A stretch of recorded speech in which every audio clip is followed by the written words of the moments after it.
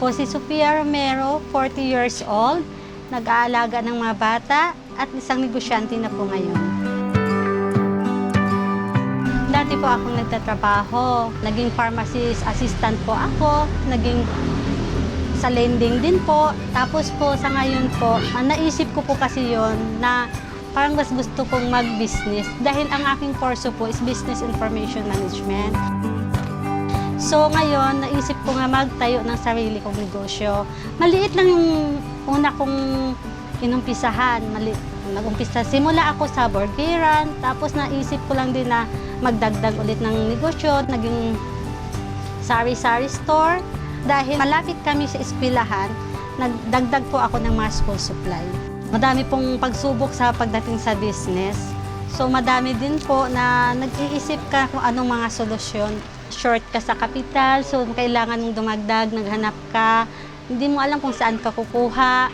Dumating yung time na humina yung loob ko. Hindi ko alam kung saan ako kukuha ng aking mga pangdagdag ng negosyo dahil gusto ko talaga na lumaki yung business ko. So ngayon may dumaan sa akin na isang account officer ng Grameen Pilipinas. Nag-alok sa akin, nabigyan ako ng flyers na kung sakaling gusto kong mag-avail ng kanilang pinapautang. So nang ginawa ko, pinag-isipan ko muna. Tapos dahil may number naman dun yung kanilang account officer, minessage ko kasi nakita ko na mas mababa yung kanilang tubo. So nag-try ako. Hanggang sa nag-loan ako, nadagdagan yung aking pinagkakaitaan. May inalok din si Grameen na sa Eco Store. Kaya ayan, lumaki na ngayon yung business ko.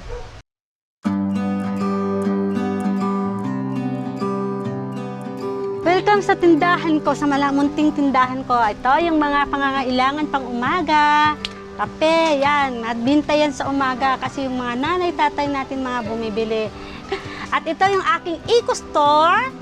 Ang dishwashing liquid, pub conditioner, tsaka detergent liquid. Yan. Magaganda yung mga items ko. Mga mantika namin, palm oil available, tsaka yung coconut oil. School supply, ito yung pinakamabinta talaga sa akin. Ang school supply ko na hindi ko pwedeng mabitawan. Dahil kung i-compare mo yung tindahan ko sa ibang store, mas mababa yung presyo ko daw. Sabi ng mga customer ko. So, hindi ko siya pwedeng bitawan kahit paano ito yung kumikita din sa akin na dumadagdag ng lumalaki yung puhunan ko. Napupuna ko naman sa aking negosyo na yung parang lumalaki yung kita ko.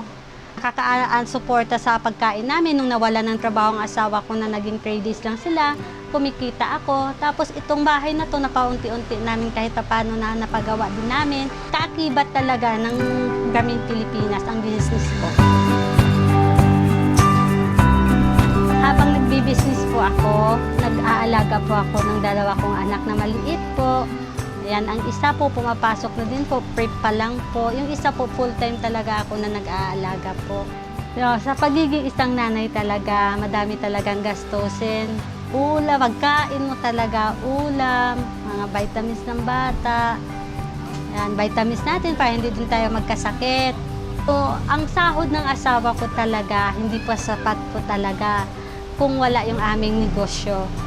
Kaya nagpapasalamat ako na malaki ang naitutulong sa akin ng Grameen Pilipinas.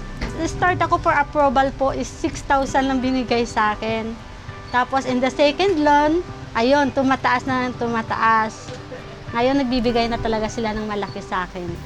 Hindi pa naman siguro stable yung business ko kasi nagdadagdag pa talaga ako na bigasan, lumaki itong buong baba ng bahay talaga is magiging tindahan na lang. Taos-puso po ako nagpapasalamat sa Grameen Pilipinas na nagbigay sa akin ng suporta, nagpautang sa akin para makaahon. Malaki po talagang naitulong niyo sa akin. Kaya nagpapasalamat po ako sa inyo ng buong puso dahil nakaalalay kayo sa aking negosyo para lumaki ito. Sana hindi niyo po ako pababayaan. Patuloy niyo pa rin po akong suportahan.